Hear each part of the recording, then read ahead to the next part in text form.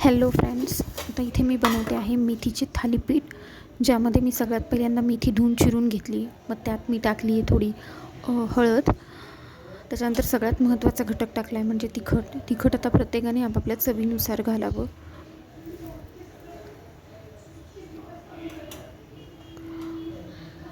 थोडीशी धनेपूड पण घातली आहे त्यात, आणि हे घातलं आहे मीठ चवीनुसार.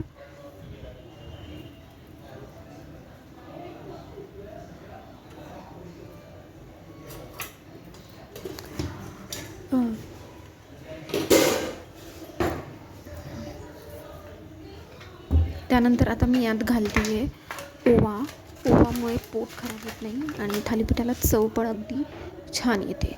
तुम्ही थोडंसं त्याला क्रश करून पण घालू शकता किंवा असं पण घालू शकता, पण ओव्याने चव खूप छान येते. आता आपण यात घालूया पीठ. आम्ही ज्वारीचं पीठ आणि डाळीचं पीठ घालतो, कोणी कोणी तांदळाचं पीठसुद्धा घालतं.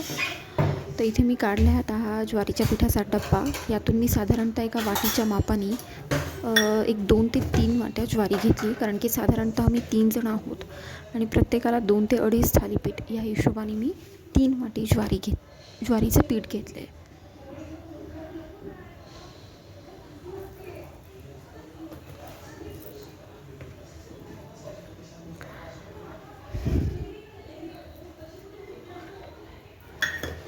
आता ज्वारीचं पीठ टाकल्यावर मी डबा लगेच ठेवून देते, कारण की ओट्यावर पसारा झाला की मला काही समजत नाही आणि कामही सुचत नाही. सो आता मी इथे काढलं आहे डाळीचं पीठ.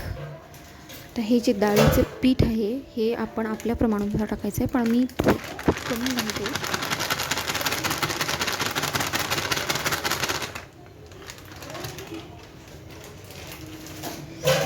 हे डाळीचं पीठ मी यात घातलं आहे आणि आता ह्याला सगळं छान हलवून घ्यायचं आहे, व्यवस्थित मिक्स करायचं आहे. नाहीतर पाणी टाकल्यावर जेव्हा आपण मळायला जातो त्यात गाठी होतात. मी ग्लासात पाणी घेतलं आणि त्याला छान हलवते आणि मळून घेते.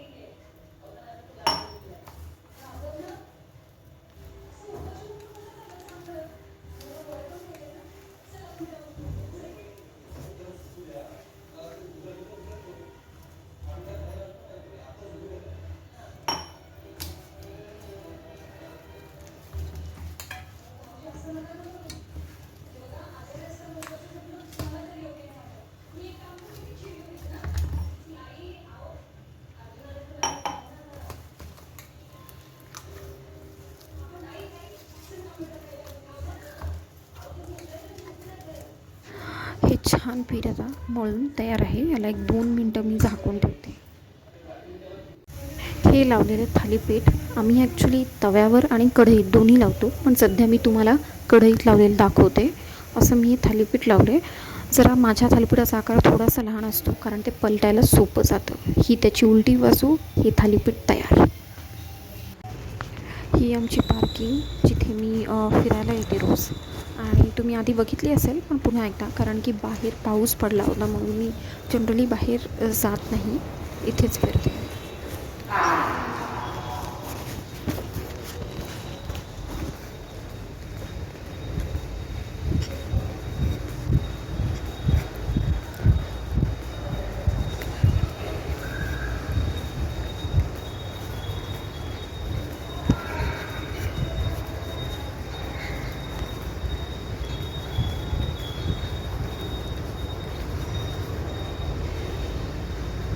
ही आहे मी पार्किंगमध्ये फिरताना. सो असा होता आजचा हा शॉर्ट व्लॉग. माझ्या चॅनलला लाईक, शेअर आणि सबस्क्राईब नक्की करा.